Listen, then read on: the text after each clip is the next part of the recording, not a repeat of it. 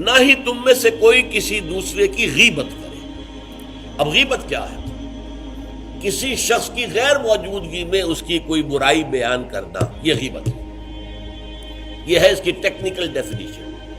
لیکن یہاں بھی جان لیجئے ہر غیبت غلط نہیں ہے۔ بس اوقات ایسا ہوتا ہے کہ آپ کا کوئی بھائی ہے، وہ کہیں رشتہ کرنا چاہ رہا ہے اور وہاں کے بارے میں آپ کے پاس کوئی معلومات ہے ایسی جو اس بیچارے کے علم میں نہیں ہے، اور آپ اسے بتاتے ہیں کہ بھائی وہاں یہ معاملہ ہے، ذرا سوچ لو، تو اس میں در حقیقت غیبت نہیں ہے، بلکہ یہ اپنے اس بھائی کو کسی برائی سے بچانے کی کوشش ہے۔ اس میں اس کے ساتھ نصح اور خیر خواہی کا جذبہ ہے، نہ کہ ان کو بدنام کرنے کا جذبہ۔ اگر کوئی سبب ہے ہی نہیں اور آپ بیان کر رہے ہیں تو یہ غیبت ہے۔ لیکن اگر معاملہ اس طرح کا ہے تو ظاہر بات ہے، اسی طریقے سے کوئی کسی قوم کے رہنما ہیں اور بڑی شخصیتیں ہیں، اب ان کے بارے میں یہ ہے کہ پبلک میں اگر آپ کو ان پر تنقید کرنی پڑے تو اس کے اندر بھی دیکھا جائے گا کہ وہاں اس کا ہونا ضروری نہیں ہے، وہ تنقید جو ہے آپ ملک اور قوم کی مصلحت میں کر رہے ہیں۔ تو گویا کہ اس طریقے سے غیبت کی ہر شکل جو ہے وہ حرام نہیں ہے۔ البتہ ایک خیال لوگوں کو بڑا غلط ہے، وہ میں ایک حدیث کے حوالے سے اس کا ازالہ کر دینا چاہتا ہوں۔ یہ حضور سے سوال کیا گیا کہ پوچھا گیا کہ غیبت کیا ہے۔ یہ حدیث ہے، مسلم شریف میں بھی ہے، ابو داؤد میں بھی ہے، ترمذی میں ہے، نسائی میں ہے، یہ حضرت ابو ہریرہ رضی اللہ تعالی عنہ سے، اور امام مالک نے ایسی ایک حدیث جو ہے موطا میں مطلب بن عبداللہ سے جو ہے روایت کی ہے۔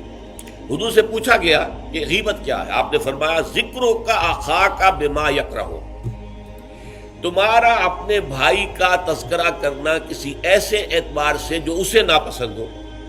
اگر اس کے سامنے کرو گے اسے ناپسند ہوگا، اس کے علم میں آئے گا کہ میرے بارے میں یہ بات کہی گئی ہے تو اسے ناپسند ہوگی۔ ایسی بات کا اس کی غیر موجودگی میں بیان کرنا۔ اب قیلا کہا گیا، سوال کیا گیا، افرأیتا کہ حضور آپ ذرا غور کیجئے، ان کان فی اخی ما اقول، اگر میرے بھائی میں وہ شے واقعتاً موجود ہے جو میں کہہ رہا ہوں تو کیا اس صورت میں بھی غیبت ہوگی؟ قال، فرمایا حضور نے، غور سے سنیے، ان کان فیہ ما تقول فقد اغتبت ہو، اگر تو اس میں وہ برائی ہے جو تم کہہ رہے تو تم نے غیبت کی، وَإِن لَمْ يَكُنْ فِيهِ، اور اگر نہیں ہے اس میں وہ شے اور تم پھر بھی کہہ رہے ہو ما تقول فقد بہتہ، تو تم نے اس پر بہتان لگایا ہے، یہ تو دوہرا جرم ہو گیا۔ اس میں کوئی خرابی نہیں ہے، برائی نہیں ہے اور آپ بیان کر رہے ہیں تو یہ تو بہتان ہے۔ البتہ کسی میں کوئی برائی ہے، خرابی ہے، نقص ہے تو یہ در حقیقت جو ہے آپ کا اس کی غیر موجودگی میں بیان کرنا، یہ غیبت ہے۔ تو اس اعتبار سے غیبت کی جو برائی ہے اس کو اچھی طرح سمجھ لیجئے، اور یہ ہمارے معاشرے کے اندر بہت پھیلی ہوئی ہے یہ شے، بلکہ یہ کہا جاتا ہے اور صحیح کہا جاتا ہے کہ وہ کئی کورسز کا ڈنر ہونے کے بعد جو ہے پھر جب گفتگویں ہوتی ہیں تو معلوم ہوتا ہے کہ سب سے زیادہ لذیذ ڈش جو ہے وہ ایک دوسرے کی غیبت ہے۔ اور ہوتا کیا ہے، شادی کا کہیں پر مجمع لگا ہوا ہے اور جو ہے وہ ابھی بارات نہیں آئی ہے یا کوئی اور مسئلہ ہے، بیٹھے ہوئے ہیں، تو جب 3 آدمی بیٹھے ہوں گے تو کسی اور کی غیبت کریں گے، اور جب ان میں سے ایک اٹھ کے چلا جائے گا تو اب یہ دونوں اس کی غیبت کریں گے۔ یہ ہمارے معاشرے کا عام رخ ہے، یہ ہمارا جو ہے یہ گویا کہ سب سے زیادہ ڈیلیشس ڈش جو ہے وہ غیبت ہے۔ تو اس کے لیے شدت کے ساتھ روکا گیا، اور اس کے لیے جو پھر تمثیل دی گئی ہے، اَيُحِبُّ أَحَدُكُم مَّن يَأْكُلَ لَحْمَ أَخِيهِ مَيْتًا فَكَرِهْتُمُوهُ، کیا تم میں سے کوئی شخص اسے پسند کرے گا کہ وہ اپنے مردہ بھائی کا گوشت کھائے؟ تو اس پر تو تمہیں گھن آ گئی، تمہیں بہت برا لگا۔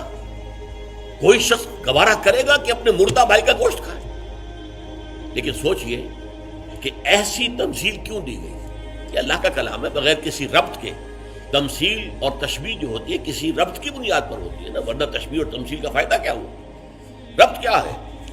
جیسے ایک مردہ اپنے دفاع پر کے قابل نہیں ہے، آپ ادھر سے بوٹی کاٹ لیجئے، ادھر سے بوٹی کاٹ لیجئے، پڑا مردہ ہے، آپ پوری اختیار کے ساتھ جہاں سے چاہیں اس کی بوٹی اڑا لیں۔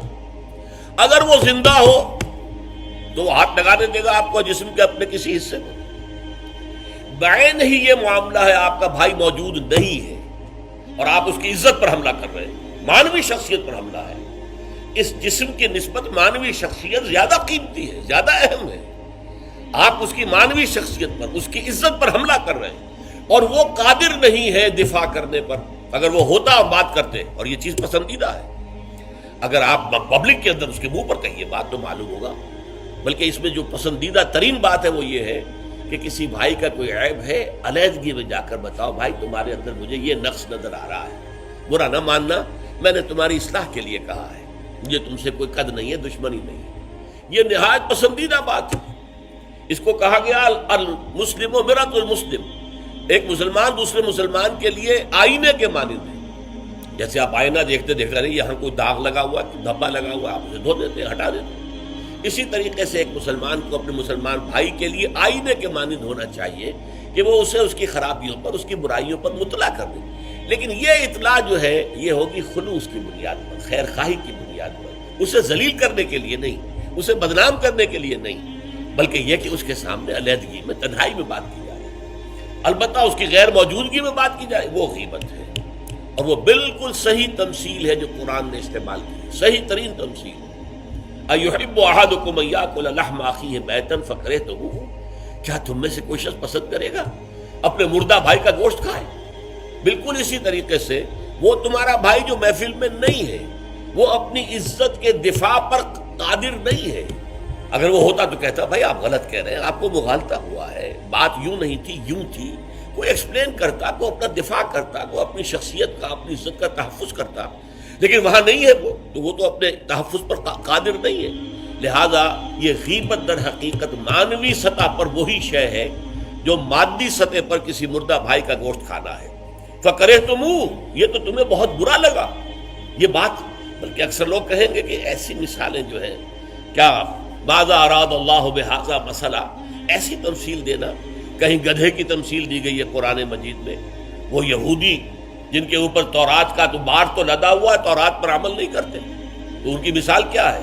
کمثل الحمار یحمل اسفارا، وہ تو ایسے ہے جیسے کہ گدھا ہے، اس کی پیٹھ کے اوپر کتابوں کے انبار لگے ہوئے ہیں، گٹھری باندھ کر جو ہے مکالمات افلاطون لکھی ہوئی ہے، یا انسائکلوپیڈیا برٹانیکا کی گٹھری باندھ کے رکھ دی گئی ہے، اسے کیا فائدہ؟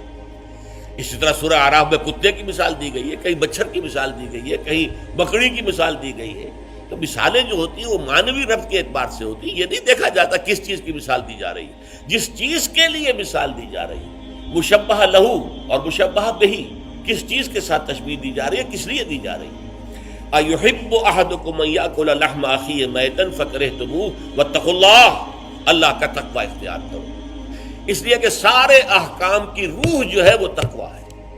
احکام دھرے رہ جائیں گے، رکھے رہ جائیں گے، کتابوں میں لکھے رہ جائیں گے، اگر اپنے اندر تقوی نہیں ہے، برائی سے بچنے کا ارادہ نہیں ہے، اللہ کے عذاب سے بچنے کا مستقل پختہ مصمم ارادہ نہیں ہے، تو کوئی فائدہ نہیں ان چیزوں کا، بھینس کے آگے بین بجانا ہو جائے گا۔ واتقوا اللہ ان اللہ تواب الرحیم، اللہ کا تقوی اختیار کرو، اور دیکھو اللہ بہت توبہ کا قبول کرنے والا ہے اور بہت رحم فرمانے والا ہے۔